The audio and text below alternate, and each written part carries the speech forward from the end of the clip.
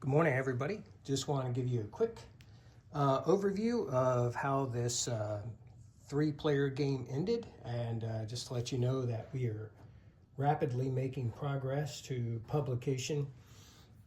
Talked to Doug yesterday. The battle boards are looking pretty good. I think we got them in a good state.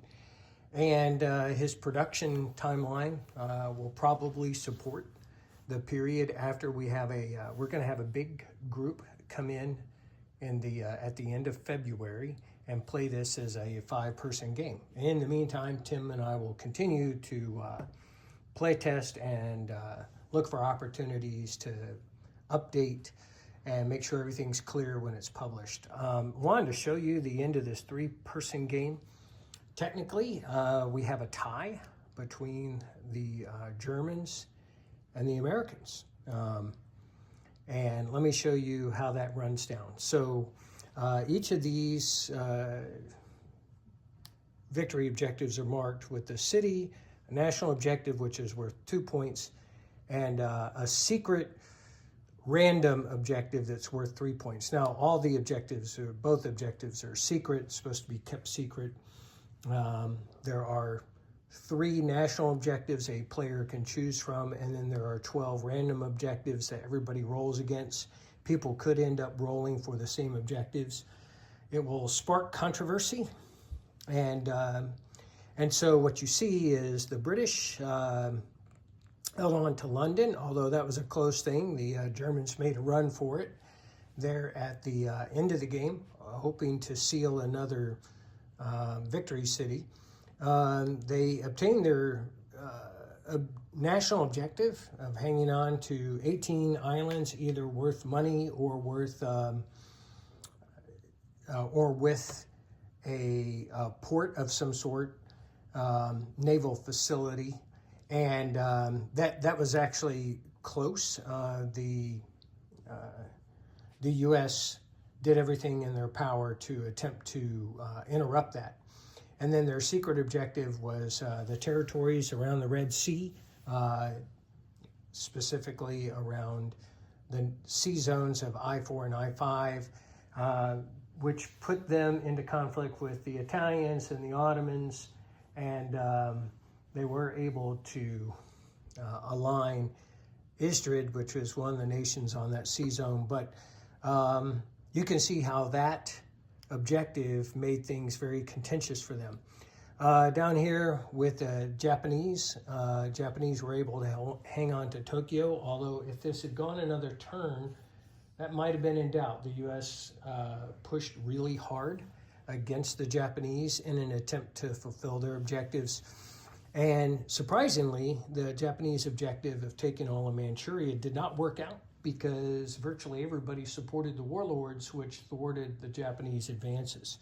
So actually it was a cooperative activity between the U.S. and the Germans to thwart the Japanese advances. Onto the Germans, you see they took Berlin, or they held Berlin.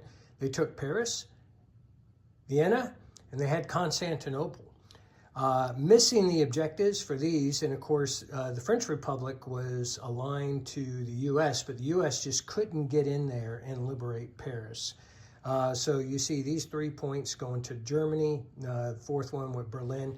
National objective for the Germans was simply to take Belgium, Netherlands, Denmark, Switzerland, Bohemia, and Austria, kind of pulling together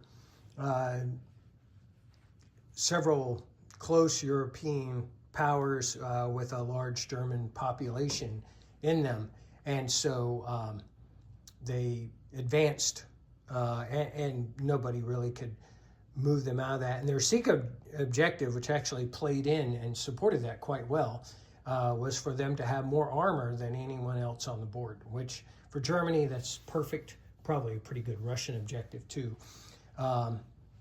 But as you can see, this is how they ended up. So this is 6 points, 7, 8, 9. 9 points to the Germans.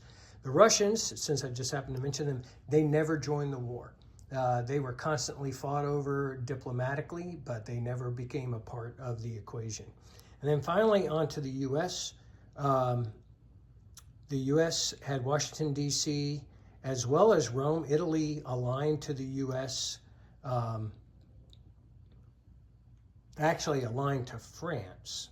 But they would, in this case, because France was also in the U.S. alliance, that's why it's being called a U.S. objective, but they aligned to France when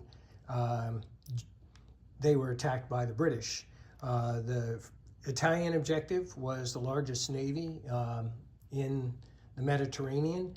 They were able to achieve that mostly because the Germans and the British continued to, their combat unabated against each other just allowed the Italians to kind of wait them out, and they joined so late.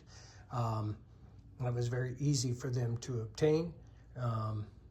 And then the U.S. objective of getting all the Japanese and German islands, almost again in doubt, huge contest between them and the Japanese, but with U.S. naval supremacy and income and technology, the Japanese eventually were beaten back and having to defend the sea zone around their own capital, and which allowed the U.S. to complete that objective. And then secret objective for the U.S. Was actually submarine-based, more submarines than the next two major powers. The Germans gave them a run. The British were also buying submarines, but the U.S. income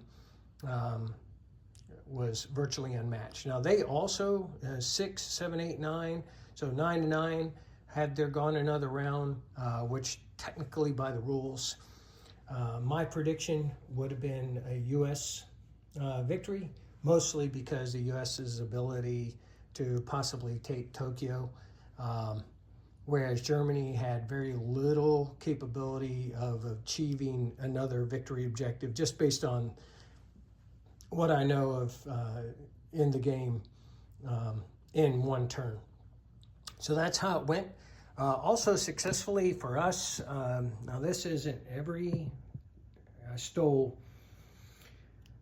roundels off of the tech chart and to use against my victory objectives to mark them, but you'll see kind of the furthest advance for any nation was stage 7.